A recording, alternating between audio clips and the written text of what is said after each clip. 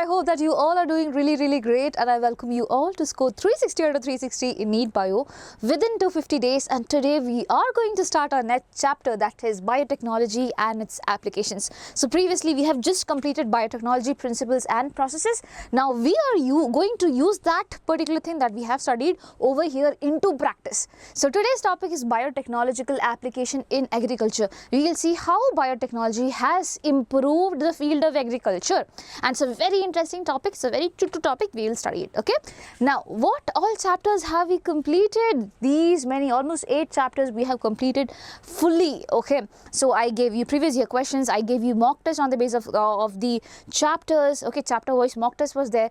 I think it is pakka beneficial for you and those who were with me throughout this journey. A big kudos to you guys, children. I believe that you are consistent, you're consistently studying, because without missing even a single day we are posting videos along with certain questions, so you understand how could questions get framed from even a small topic. Okay, so if you want the notes for the same, you can join our WhatsApp channel. Chalo, no more bakwas, let's start. So over here the number of questions that came in the previous year was 4. So 4 into 4, 16 marks from this particular chapter. So before that it was 5 questions that was asked, so it is 4, 5, 3, something like that is going around. So this is a chapter which we cannot ignore anyways. Okay, so there are chapters with a weightage of 2 marks, that is also there, but we cannot categorize it under there. Okay, so there are questions that come from this chapter and we cannot ignore it. Now, so today's topic, let's start it. So even though you know biotechnology means I'm cutting the gene of interest, I'm putting it somewhere, and now basically this gene of interest which I'm putting, whatever gene I'm putting, it will be definitely coding for a protein, and I am wanting this protein, which is why I am putting this particular gene in different organisms and seeing my luck whether this organism will also produce the protein such that I can produce this protein in bulk amount. I just don't have to rely on my body for the production of protein. If I'm taking a gene, I'm putting it some other organism, and that organism is producing this protein for me, then that's a very great thing, right? So this is biotechnology all about. Okay, this is what biotechnology is all about. I don't know what happened to my English. Anyways, so there are 3 critical research areas for biotechnology. That is, first is providing the best catalyst in the form of improved organism, usually a microbe or a pure enzyme. What do you mean by catalyst? Catalyst is something that speeds up a reaction. Okay, it speeds up a reaction. So basically, with the help of biotechnology, want to form improved organism which would speed up my process of whatever I am doing. For example, I want to make proteins, so I am putting biotechnology in use to make bulk amount of proteins with the help of what, children? A microbe. Probably I am putting my gene of interest in a microbe and I am giving out more and more result from this. Okay, so I am speeding up the reaction or production of proteins with the help of microbes. So can I say that this is a catalyst? Yes, I can say that this guy is acting as a catalyst. It's speeding up my process. Or probably I can just use a pure enzyme. So enzymes are again proteins. So again, if I want to do a reaction, that is, I want to convert A to B. Okay, over here I need a catalyst for the conversion, and that catalyst is an enzyme. So I can focus on improving different types of enzymes such that the reaction could be really fast. So this is in the sense of reaction, this is in the sense of production of proteins or whatever substance we need. Okay, so that is my first research area. I want to have a best catalyst, whether it be in the form of microbes for giving out much amount of proteins, whether it is in the form of enzymes that could help in the conversion of A to B really fast. Next thing, creating optimal conditions through engineering for a catalyst to act. The next thing that I want is, with the help of biotechnology, I want to create the perfect condition so that this particular organism or this particular enzyme could act really well. By this, I am trying to say I want to make much better medical tools, okay, bioreactors, where these organisms and everything can grow really nicely. That is what I mean by creating optimal conditions through engineering for a catalyst to act. Okay, next thing, downstream processing technologies to purify the protein organic compound. So as of now, we had the microbe which was responsible for the production of protein. Okay, I had created a very nice atmosphere, everything at optimum temperature, optimum pH, everything, all the optimum conditions are being maintained with the help of bioreactors or with the help of other medical devices. Now the next thing that I want is, when I take protein out of it, when I take protein out of it, I have to make sure that this protein is very nicely separated, very nicely purified, and very nicely mixed with what? Preservatives.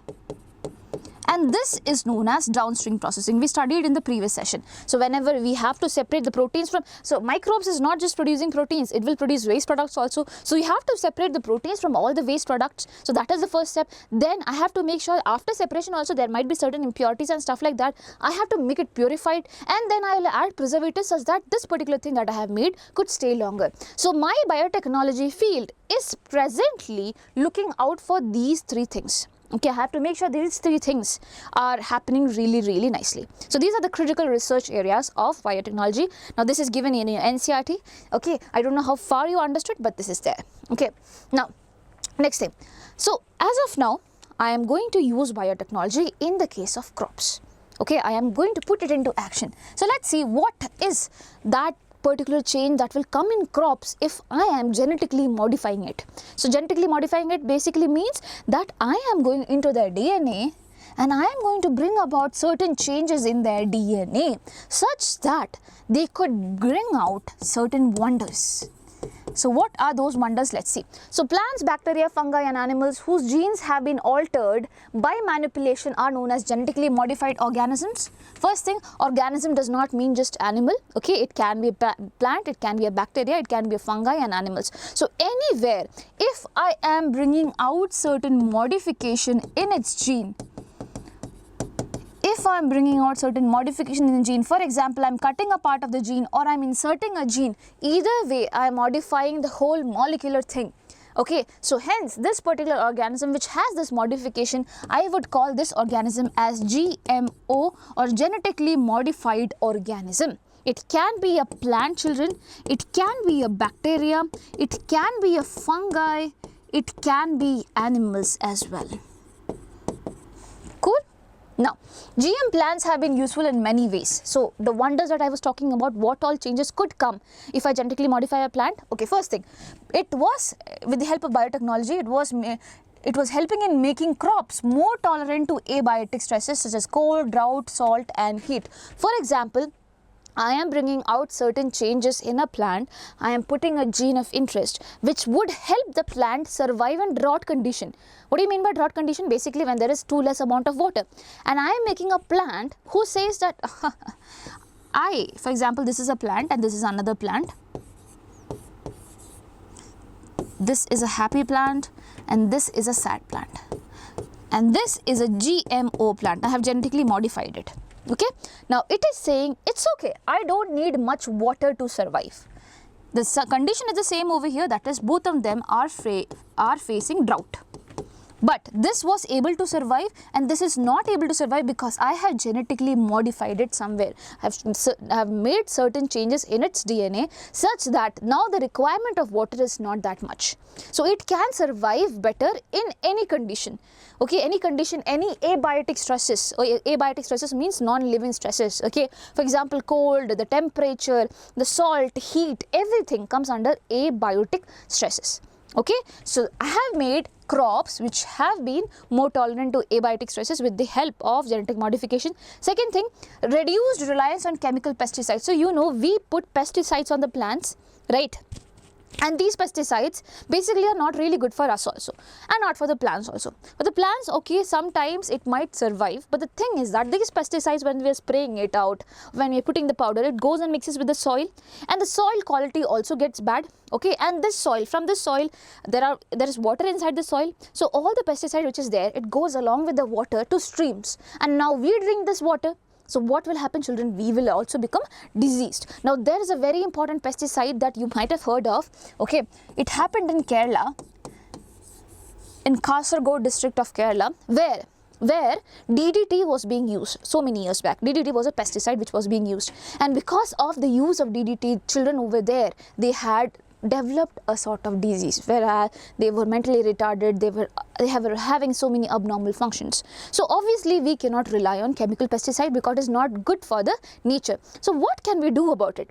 Why not make a genetically modified crop which has the gene for resistance against certain pesticide?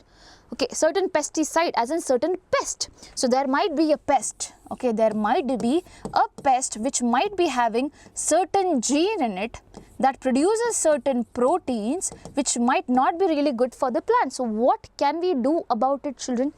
Either I can put a gene over here, I can put a gene over here of my interest which could fight back against this particular proteins or not allow the formation of proteins in there.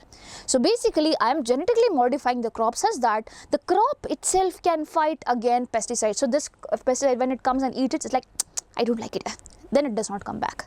So it does not obviously work like that. It's not the taste buds which are not satisfied, but yes, usually because of the proteins and everything which is being made by the plant itself, this guy won't be able to survive and it will die off. Okay, so with the help of GMO, again what I am doing, reduce reliance on chemical pesticides is there, because I am creating pest resistant crops, and we are going to talk about 2 pest resistant crops today itself. Okay. Now, next thing, with the help of GMO, it is helping to reduce post-harvest losses. That means after I take the plants out, after I harvest, still I am able to make sure that they will be surviving for long. Probably because of some gene modification that I have done, such that the survival strategy has become longer. They are able to survive for a much longer time. So that could also be done. Okay. Next thing, increased efficiency of mineral usage by plants. This prevents early exhaustion of fertility of the soil. So basically, increased efficiency of mineral usage by plants as in I am making it sure, okay, there are 2 situations. I am making it sure that the plants are uptaking minerals properly. Second situation, if the soil does not have enough amount of minerals, still the plant is able to survive.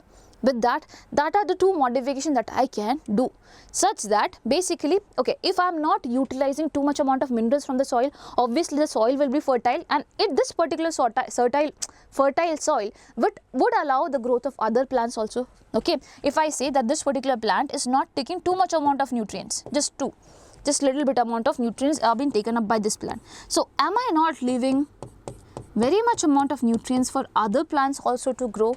Yes. So this is the increased efficiency of mineral usage by plants. This prevents early exhaustion of fertility of the soil. So I am bringing out certain changes in the plant, which is why it is doing this. Okay. Now, 5th point, enhanced nutritional value of food, that is golden rice, vitamin A enriched rice. So this is a very interesting thing. So golden rice was made years back. Okay, golden rice was made years back, children, because okay, some scientists, they saw that there are people who are having rice as a staple food, okay, and they do not have any other choice. They do not have much food options and stuff like that. There are poor countries which were there.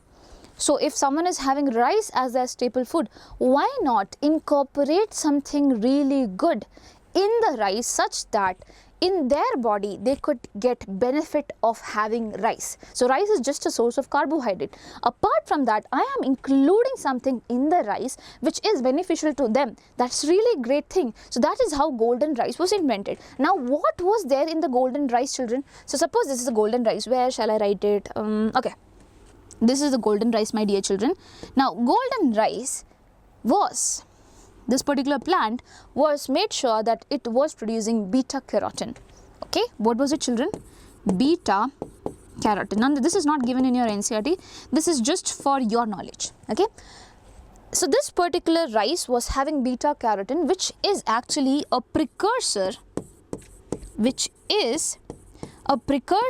of vitamin A. What do you mean by precursor of vitamin A? Basically, if for example I am having golden rice and in the rice I have beta carotene, when it gets into my body, it goes to my liver and help in the formation of vitamin A. So vitamin A needs a precursor, needs someone to be made. So obviously it is beta carotene which is basically used to form vitamin A. Now why do we need vitamin A? Vitamin A is really good for avoiding night blindness and diseases like that, increases your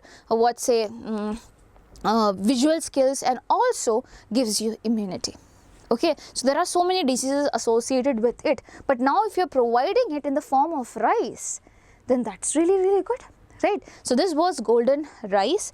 It was not initially commercialized because of the ethical issues that okay, you are taking, there might be certain issue also, but it was found that no, there are no certain issue and we can use this. Okay, well, this particular gene for beta carotene was taken from another plant which is daffodil. Will you remember it? It was daffodil plant from which I took beta carotene gene and I put it over here in the plant that was producing rice, and now the rice will also have beta carotene. Got it? So basically, with the help of genetic modification, I was able to make plants which were more tolerant to abiotic conditions like drought, heat and stuff like that. Second thing, I created plants that was pest resistant, so I did not use chemical pesticides for that. Third thing that I have is I reduce the post-harvest losses. So after harvesting also there are so many losses that so many insects comes and eats it, or probably they might not be able to thrive in that moisture atmosphere where they are just kept. So there are certain genes which provided them good quality plants that could survive in all these conditions. Okay. Second and the fourth thing is that increased increased efficiency of mineral usage was there by the plants. Okay. This made the soil really fertile for long. Okay. And then the nutritional value of the food products were also increased. For example, golden rice is given. Okay, it is vitamin A enriched rice. It is not providing vitamin A, but it has a precursor of vitamin A, that is beta carotene, that you got, this particular gene you got from daffodil. Okay, this is a pigment, children. This is a protein that you get. Okay, but this particular gene which was coding for beta carotene and everything, you got from a plant which is known as daffodil. Now when someone has this particular rice, what happens is that the beta carotene is being used to produce vitamin A in their body. Cool? So will you be able to remember it? So questions come on the basis of this. This is a very important concept, children. Questions comes over here, okay, as an example. Rest and things we will study. Okay, so now we are going to talk about the story of a pest that we had, that is Bacillus thuringiensis. What is its name? Bacillus thuringiensis. So this is a normal cotton that you see over here. This is the one that is affected by this guy, that is Bacillus thuringiensis. So Bt toxin is produced by, so there's a toxin that is being produced by Bacillus thuringiensis, which you call as Bt toxin. B stands for Bacillus, T for thuringiensis. Okay. Now, some strains of Bacillus thuringiensis produce proteins that kill certain insects such as lepidopterans. Okay, you have to remember tobacco butt worm, armyworm, coleopterans, that is beetles, and dipterans such as flies and mosquitoes. Okay, so basically this particular Bacillus thuringiensis, okay, it's a bacterium, and you know that if some particular insect is having this bacterium in some other sources, what happens is that it was responsible for killing certain insects. Okay, it was responsible for killing certain insects. Oh, sorry, I actually messed up. Wait. This particular disease is not caused by Bacillus thuringiensis. It is caused by certain worms and like pests around here. For example, you have cotton bollworms. You have cotton bollworms. I don't know in which area of mine was I in, but yeah, cotton bollworms were the insects which were causing the diseases in the cotton. Okay, now the backstory of this is, there is a guy who could kill the cotton bollworms as well. Now, who is this guy? That is Bacillus thuringiensis. Now, this is a good guy in our story. Okay, usually it's a bad guy for all the insects, but for us, it's a good guy. Why, children? Because this particular Bacillus thuringiensis has some proteins in them which could kill different sets of organisms such as lepidopterans, tobacco bud worm, armyworm, coleopterans, that is beetles, and dipterans, that is flies and mosquito. We have to write it down. So, what all are it killing? Let's see. Lepidopterans,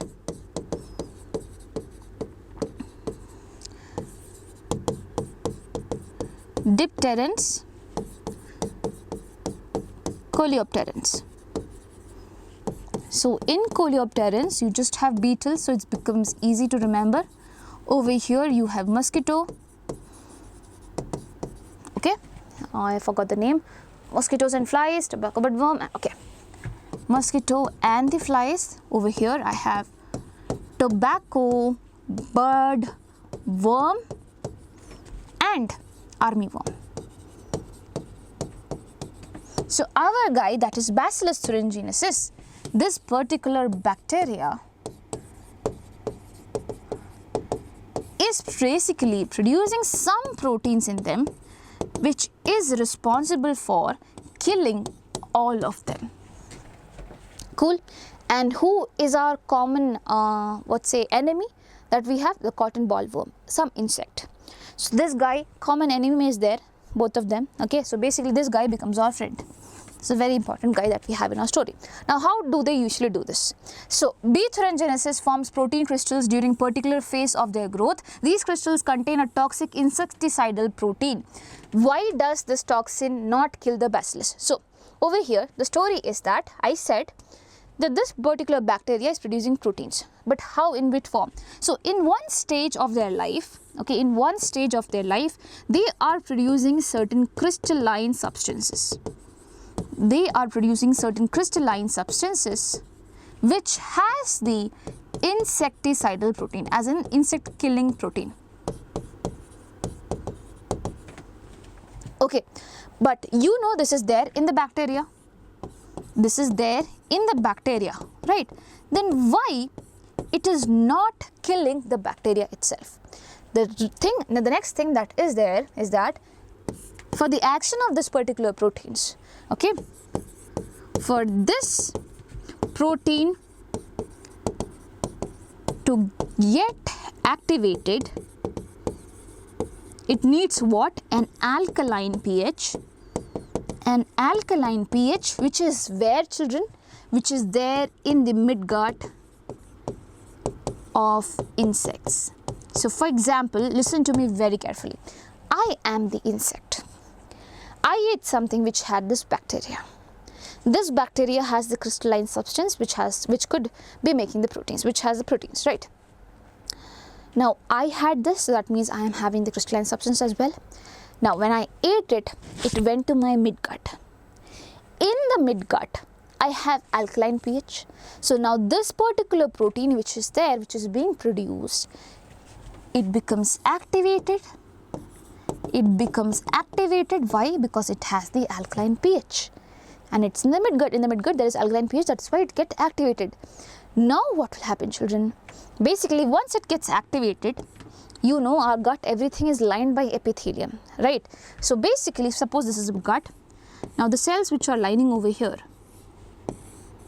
okay, and the protein is over here. This protein is basically getting active, has now been activated, and now it will go lyase. Lyase as in break down the epithelial layer. It will lyase the epithelial layer. And what will happen? Obviously, if you are lysing the epithelial layer, you are causing ruckus over there. Okay, so basically you will be killing them. Okay, we need a protection, right? If you're breaking the protection pathway, then obviously there is no point of survival, right? So that is what is happening. And why is bacteria not getting affected? Because in the bacteria's body there is no alkaline pH. Okay, it's just being produced, it's just producing this crystalline substance. It's just safe. There is no alkaline pH. It's not coming in contact with the alkaline pH. But once it gets inside the body of the organism, what happens, children? It produces alkaline pH, and then it reaches to the midgut of the insect, and there you get alkaline pH and it gets activated, and then it will lyse the epithelial layer over there.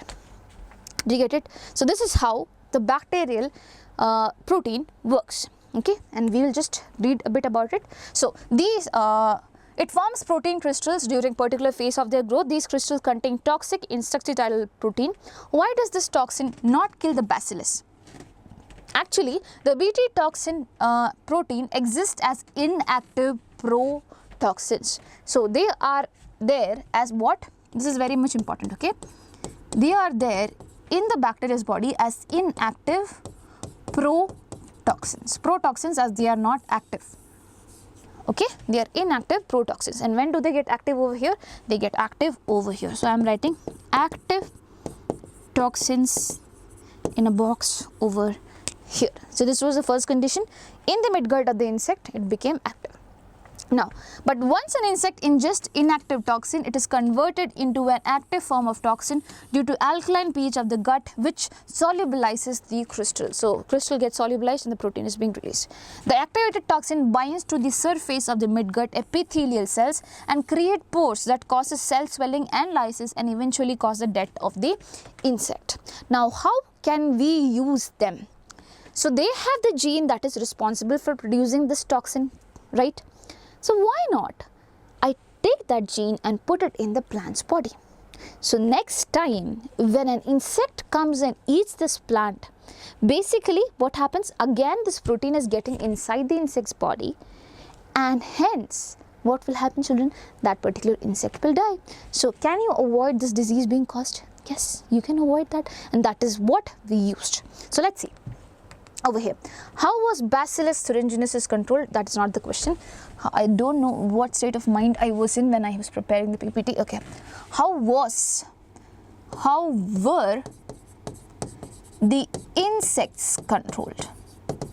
Okay, so Bt toxin gene has been cloned from bacteria and has been expressed in plants to provide resistance to insects without the need for insecticide.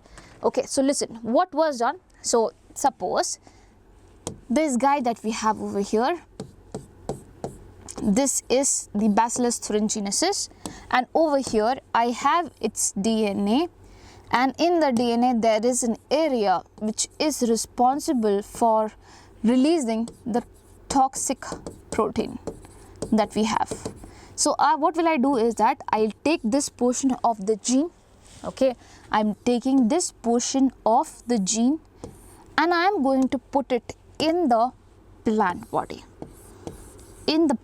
which is kind of sad as of now. But can I put directly inside the plant body, children? No. How I? Because obviously it needs an infection, then only that's how the DNA and everything is transported. You have studied it previously, right? So here we need genetic recombination. So first we cut it, that is also a part of genetic recombination. We have cut the gene of interest. This is what, children? This is the gene of interest.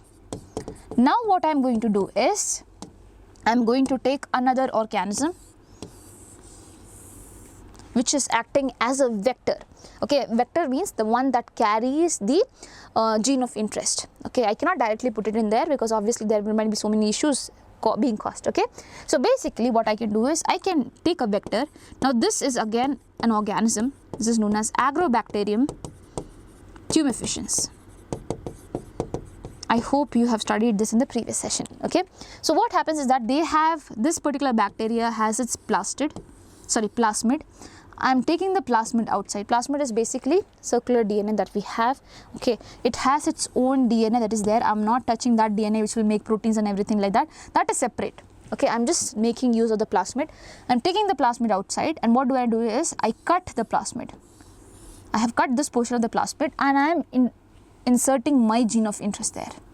I am inserting my gene of interest there. Now I am putting it over here, back. Okay, the plasmid is back here. Now this guy is going to, this is a organism that causes infection in the case of plants, but we have made sure that it is not causing the infection that it used to do. Okay, as of now we have taken away its toxic trait. So the portion that I cut had the feature that could lead to cancer and everything, a crown gall disease in the case of plants, but that particular gene I have cut and I have put my gene of interest. So basically things work like this. Listen, this guy was responsible for infecting plants. Okay, it used to pass down its DNA and that used to cause the whole trouble. It used to cause a disease which is known as crown gall. Now what I am doing is that particular piece of DNA which is causing the disease, I am cutting it out. Instead of that I am putting my gene of interest, but it does not know that I have did that. So it will still go and infect. Now what is the help that I am getting from this is that I am finally passing down the part of DNA or the gene of interest that I wanted. Now what will happen? All the cells of the plant's body will have this particular gene of interest. And what is this gene of interest? This gene of interest is for releasing what? The protein that we wanted. So in this plant's body the protein is being made, and now any insect that will come and try to eat the plant or infect the plant, what will happen? This particular protein will be getting in there and killing this guy. So I've taken the Bt toxin gene from here, I put it in a plasmid. This is acting as a vector, children. This guy is acting as a vector. Okay, I'm putting my gene of interest over there. This guy normally goes and infects that and passes down the DNA. Okay, obviously when it passes down the DNA, the cells will multiply, all the cells will be getting this DNA, and all of them will be responsible for production of protein. Now any other insect, when it comes and eats this, what will happen? They will die. That's the thing, how it works. Okay, so okay, so in this case we have, with the help of this, we have made biopesticide. Okay, we have made biopesticide with the help of Bt toxin. Biopesticide as in not chemical pesticides. When I'm not using chemicals, I am using a biological weapon over here. That this is a cell, normal cell. I'm using that, right? So examples are Bt cotton, Bt corn, rice, tomato, potato, and soya bean. So there are different varieties of plants that I have made. One is Bt cotton, Bt corn, rice, potato, tomato, and soya bean, and also Bt brinjal. So there was a huge case for Bt brinjal and Bt cotton around there. If you have time, go through it, go check it. Okay, now specific Bt toxin genes were isolated. How was it done? So specific Bt toxin gene was isolated from Bacillus thuringiensis and incorporated into several crop plants such as cotton. So how were they incorporating? With the help of a vector, which is Agrobacterium tumefaciens. That is not written over here. The choice of genes depend upon the crop and the targeted pest, as most Bt toxins are insect group specific. So for every other insects, you have different toxic protein being produced. So you have different genes, but all of them, they come under one category. Let's just see that. So toxin is coded by a gene which is known as CRY-IAC, named CRY. So basically the gene that is responsible is CRY. Okay, this is the name of the gene. You can remember the animals, they cry, sorry, the insects, they cry when they get this thing. Okay, by the effect of the protein that is being produced by this particular gene, they cry. So CRY, or you call this as CRY-IAC. So you have different types. Let's see. So there are a number of them. For example, the proteins encoded by the genes CRY-IAC and sorry, not IAC, CRY1AC and CRY2AB control the cotton bollworm, and that of CRY1AB control the corn borer. Now I know this is difficult to remember, I'll tell you. Listen, it's easy. So the gene that controls this, I call it CRY gene in total. Now CRY gene are of different types. Okay, one type of CRY gene is CRY1AC. Okay, another type of CRY gene is CRY2AB. Okay, now I have another type, that is CRY1AB. That is also one type. Okay, now these two genes are responsible for producing Bt toxins that is going to kill cotton bollworms. Okay, so they are going to kill cotton bollworms. Now the next thing that I have is CRY1AB, that is going to kill corn borers, and it is an important question. So CRY is a gene that is coding for the protein, but you have different types depending on the toxics, depending on different pests that we have. So for cotton bollworms, the genes are like this. For corn borers, the genes are like this. Now how can you remember it? The thing that I found is like this. So CRY1AC, so here the first word is C. So this is cotton bollworm. I can remember the first word is C. The second word is B, starting with B. That is how I remember things. Okay, now over here you can just directly remember that C and B is there, so it is corn borers. But please don't get confused. There is only, okay, I don't know how to make you remember that, but yes, this you can remember in your own way. If you remember this, it is more than enough. So the first word of this ends with C. First word starts with C. The second word starts with B. You can remember like that. So CRY1AC, CRY2AB is for cotton bollworms, CRY1AB is for corn borers. So you can take C and B from here if you want, but here also it means the same. But you have two there, no? Here is just one. So you can remember corn borers. Okay, shall we try to remember, recollect? Let's try to recollect, children. Over here we have CRY gene. How many types? We have CRY, 1 AC. 1 AC. There is only one AC in the home. Now cry 2 A B. Both of them. The first word is C. Okay. The second word is B. This is cotton ball worm. Okay. This is cotton ball worm. And how you can remember this? That corn border is also CB. So over here you have 2. In the L also there are 2. You can remember like that. Okay. In T also there are 2 T. Either way. Whatever way you want to remember, you can remember. Now cry 1 A B is there. This is for corn borers. Please remember it. So I am taking this gene out and I am putting it in the plant, and the plant will produce the protein, and any insect that will come and eat will be killed. Does it work? Did you understand this? I did my best to make you understand, but yes. Done. Chalo, that is one thing. So BT cotton, BT brinjal, everything is there. Please remember all this thing. Please remember this thing. This is very, very, very, very, very important. Okay. And remember that you need to have a vector to transport things. So this is the vector. Cool. Because it normally infects. This guy does not infect the plant, so I cannot use this. Basically, this guy infects the plant. So why not use their mechanism? For anyway, they are going to infect the plant. They are going to give this particular portion of DNA. It's not like it is transporting the plasmid as a whole. Basically, it gives out this particular part of the DNA, and this gets incorporated into the plant cell, and that's how it works. So usually also things work like that. In the usual case, the actual Agrobacterium tumefaciens was having a toxic DNA over here, which is known as tDNA, transfer DNA. It used to transfer this particular portion of DNA into the plant cell. It gets incorporated into the plant cell nucleus, and then obviously it replicates. So that was how it worked. So this naturally has the mechanism to infect. So that's why we use this vector. Cool. Now, next thing, RNA interference. Now that is the next way of controlling pest. Okay. So let's read it. So several nematode parasites, nematode you know as helminthes, round worms, this category of worms, no, they are called as nematodes. So several nematode parasites, a wide variety of plants and animals including human beings, parasitize as in they come and they stay in our body, that is what they mean. Okay, so it's not just human being but also animals and plants that they infect.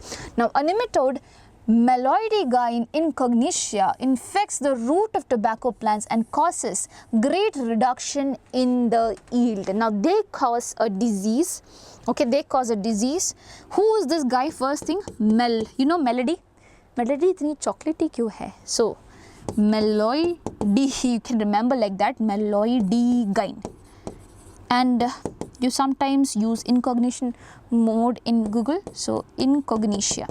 So this guy does not want to be known, which is why it is known as Meloidigain incognitia. You can remember like that. Whatever way you want to remember, but remember. So this guy, what does it do? It goes and affect tobacco plants. And where does it affect tobacco plants, children? It goes and affects the roots. Is this important, ma'am? Very important. Questions have come. It goes and affects the root, children. And if it is affecting the root like this, what will happen, children? It will obviously, roots are the place where we take minerals and water from, right? So from the soil, it helps in that. So if something is happening to the roots, that's a big problem. Okay, so that is one thing. Now, the novel strategy was adopted to prevent this infestation, which was based on the process of RNA interference. So there was a new strategy which was being involved, which involved RNA. You know RNA? What is RNA, children? I'll tell you. So what happens is that in our body we have DNA. You know that, right? And I hope everyone knows what is DNA and RNA by now, but there might be certain few little cuties who might not know. This is why I am telling you. So this is DNA, no? This DNA is opened up. This DNA is opened up, okay? And a complementary strand of RNA is being formed over here. This RNA is known as mRNA, or I call it messenger RNA. Because what happens is that our DNA, you know, it is responsible, has so many genes, and genes are responsible for making proteins. But it's not a direct process, okay? So for that, the DNA basically cannot move outside the nucleus because DNA is something very much crucial. If there is something happens to our DNA, all our genetic information will be lost. So what do is I make a copy of it in the form of RNA, which is more stable. Okay, not stable, it's not stable, please forget that statement. Okay, this mRNA is fine, it can go outside. So this mRNA with the help of pores in the nucleus goes outside.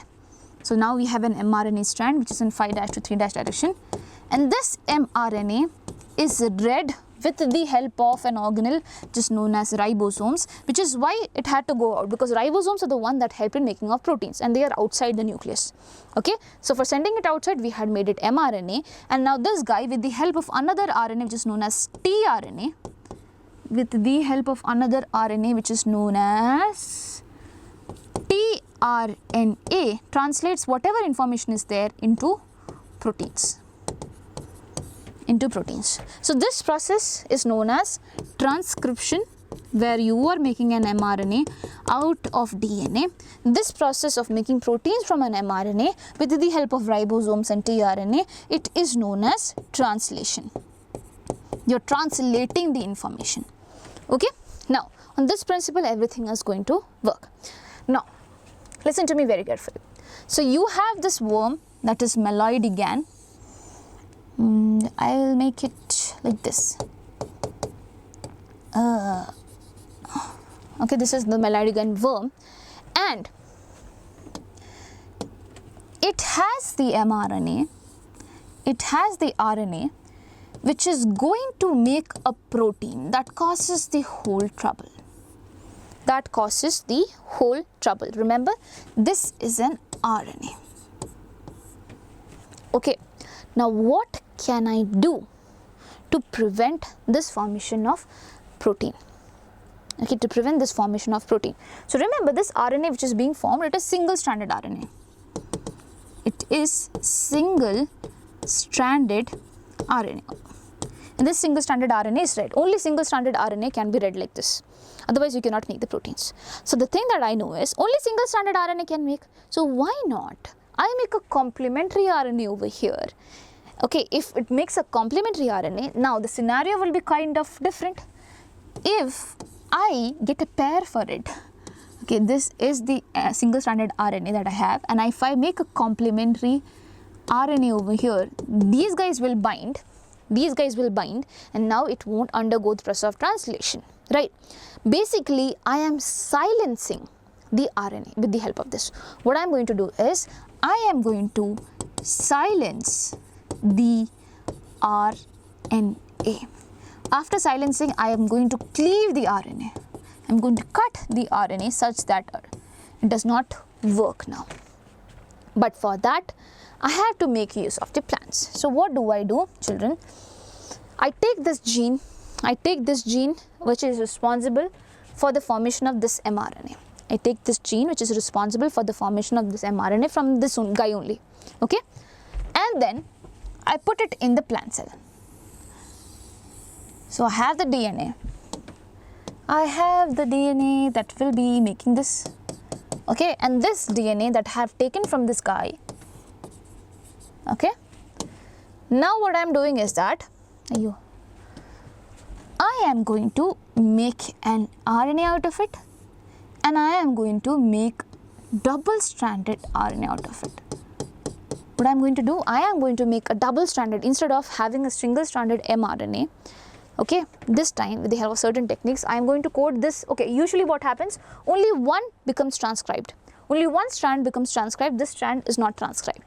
Okay, that is the usual thing that happens. But over here, I am going to transcribe both of them. So what will happen? Basically, I am going to get two complementary RNA strands. Now this is known as double-stranded RNA. It is very much important. What am I using? dsRNA, double-stranded RNA. Now you might think, what is the use of this, ma'am? Now when this insect, when this Aschelminthus, okay, which is coming under Animalia family only, when this is having this particular plant, what happens is that it is taking in the double-stranded RNA. So you might think double-stranded RNA is already there, ma'am. Why will it go and bind there? We wanted to make a pair. No, what are you doing? So the thing is, okay. So the thing is, there are certain enzymes, certain proteins and things like that which basically separates these guys. Okay, which separates these guys, and now I am going to color them. This is the one that I want. This is the one that I want. Now, what happens is that there is another protein that comes into play and carries these guys. There is another protein that comes into play and carries this guy over here. Okay, just this guy. What happens to this guy, children? The other guy which was a pair, that is being cleaved, that is being degraded. Nahi chahiye wo. Okay, I have taken just this with the help of a protein that I have over here. I am not going to tell the name of the protein. Okay, I am carrying this particular RNA strand and I am going to make a complementary pair over here. Now what do I have, children? As a result, what do I have? I have a RNA strand which is having complementary base pairs.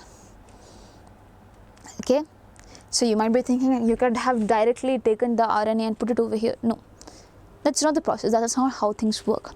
So you need a double-stranded RNA for sure, and then only this guy, when it comes in, okay, what happens is that this gets cleaved with the help of an enzyme, with the help of a protein, a dicer or something like that. Okay, and now you have one strand which I have marked in red color. The other strand gets degraded, and this one strand is carried by another protein, RISC, something like that.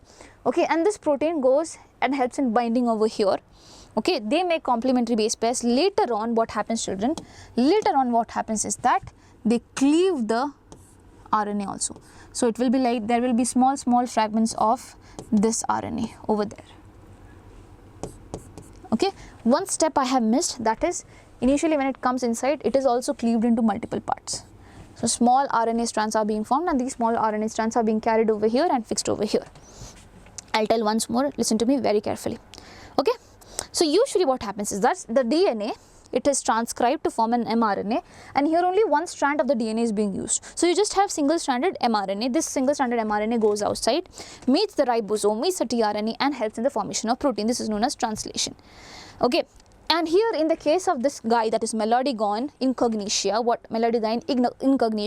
what is happening is that I have the mRNA that will make the protein that is really toxic for the tobacco plants.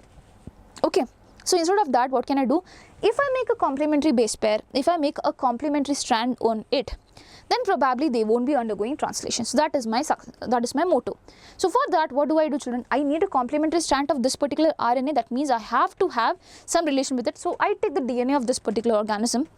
Okay, I make double-stranded RNA instead of single-stranded RNA. I am making double-stranded RNA, and this double-stranded RNA, then when this particular organism is having it, what happens? Double-stranded RNA also comes in. Okay, and now what will happen, children? Over here, this double-stranded RNA gets cleaved into multiple parts. There will be one strand will be degraded, other strand will be taken up by another protein, will be allowed to make complementary base pairs with it, and now you have double-stranded RNA over here. It won't be undergoing translation. There is no protein formation also. This is known as RNA silencing. So basically, with the help of this base pairing, I am silencing the RNA, and then later on I am cleaving the RNA also. So my process is being done. This is known as RNA interference. You're interfering in the action of the RNA. Cool? This is how things work.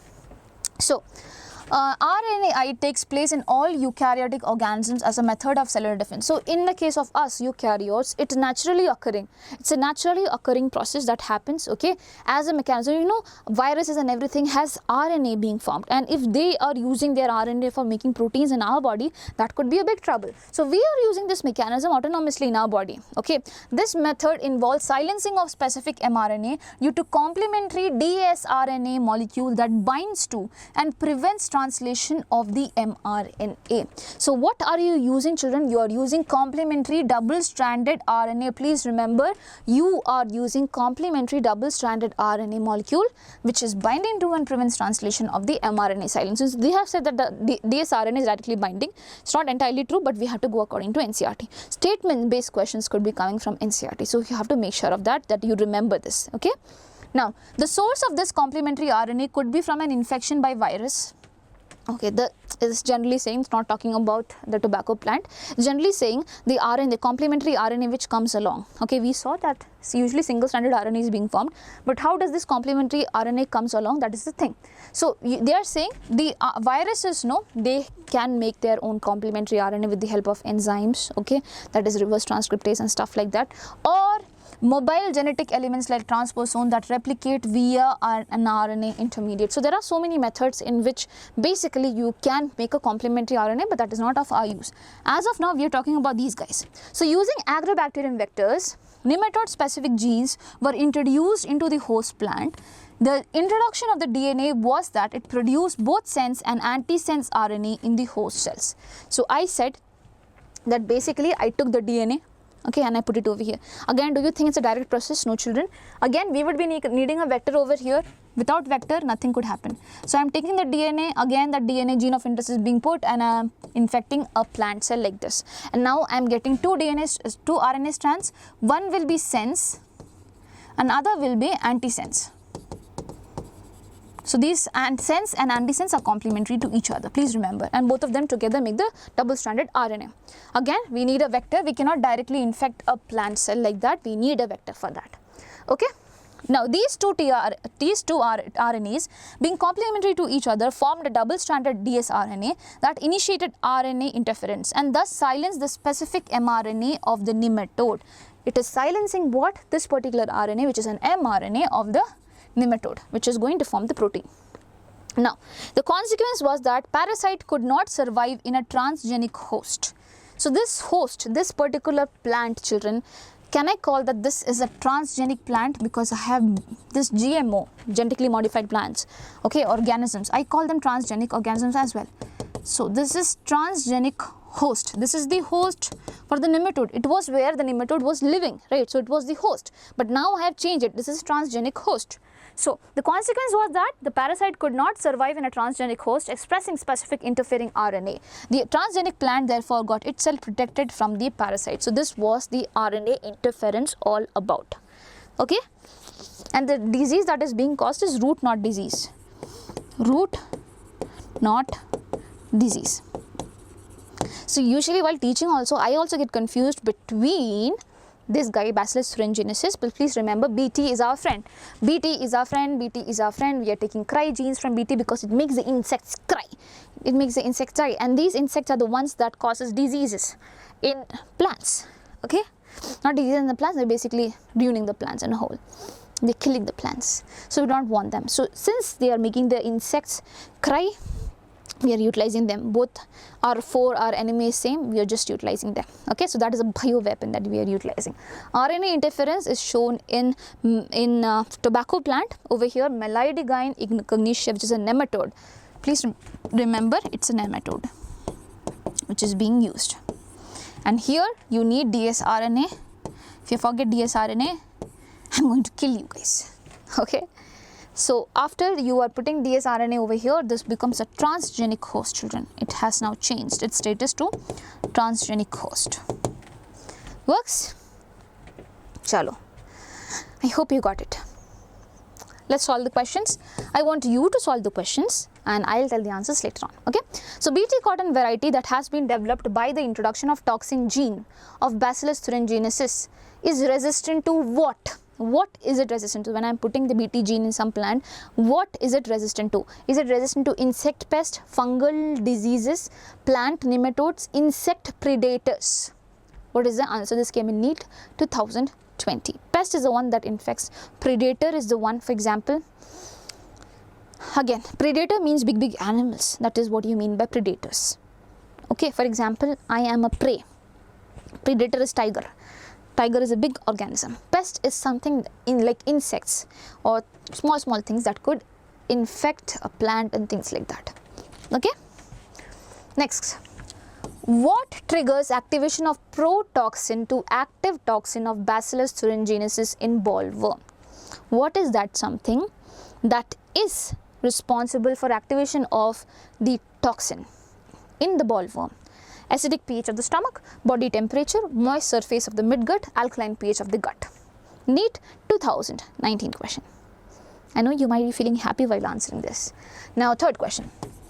Which of the following is true for golden rice? It has yellow grains because of gene introduced from a primitive variety of rice.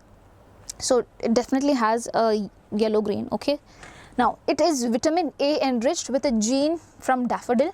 It is pest resistant with a gene from Bacillus thuringiensis. It is drought tolerant, developed using agrobacterium vector. So what is true for golden rice? That is being asked over here. You have to find the answer. Came in NEET 2019. Fourth, in RNA interference, the genes are silenced using what? dsRNA, ssRDNA, that is single-stranded DNA, single-stranded RNA, and double-stranded DNA. How is the genes silenced? That is the question. Okay, fourth question. Fifth question. Which part of the tobacco plant is infected by Meloidegyne incognitia?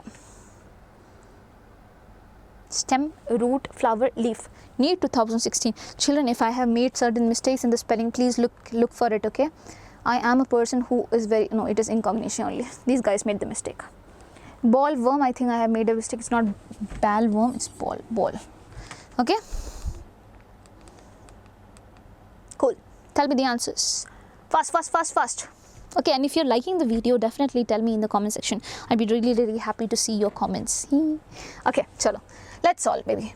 So, BT cotton variety that was developed by introduction of toxin gene of Bacillus thuringiensis is resistant to insect pests, children. You're killing the insects, bollworm, cotton bollworm, corn borers, armyworm, beetles, flies, mosquitoes, they are all insect pests. What, and please remember lepidopterans, coleopterans and dipterans. In lepidopterans you have tobacco worm, and then you have armyworm, and then tobacco bollworm you have armyworm, and in coleopterans you have beetles. In dipterans you have flies and mosquitoes. Okay. Now, what triggers activation of protoxin to active toxin of Bacillus thuringiensis in bollworm children? It is alkaline pH of the gut. Okay, in the insect's gut there is alkaline pH, and that makes the protoxin into active toxin. Now, which of the following is true for golden rice? It has yellow grains because of a gene introduced from a primitive variety of rice. It is vitamin A enriched with a gene from daffodil. It is vitamin A enriched. Please remember, it has a precursor for vitamin A, and this gene is from daffodil. Don't just go for the yellow grains. Here it is not getting the gene from any primitive variety of rice, nothing. It's getting the gene from the daffodil, I told you, right? So if you're not aware about this, this is not there in your NCERT, but still the question came. So that's how you should be knowing things. There's the use of classes. Okay, so it is pest resistant with a gene, no, just has vitamin A enrichment, that's all. It is drought tolerant. So if you remember, please remember the precursor also, beta carotene. Beta caro, okay, beta carotene. Cool. In RNA interference, the genes are silenced using what? dsRNA, double-stranded RNA, my dear children. I told you 10,000 times, you have to remember it somehow. Okay, and please, if you're not able to understand, tell me in the comment section. It's not just about good comments that I want. If you're not able to understand, I am here to help. Ask me the doubts. I will tell you, definitely. Okay, but please do not keep your doubts for so long. You do not know what type of questions could come along. Okay, which part of the tobacco plant is infected by Meloidegyne incognitia? It's basically roots. Cool? Happy? Chalo, let's go ahead.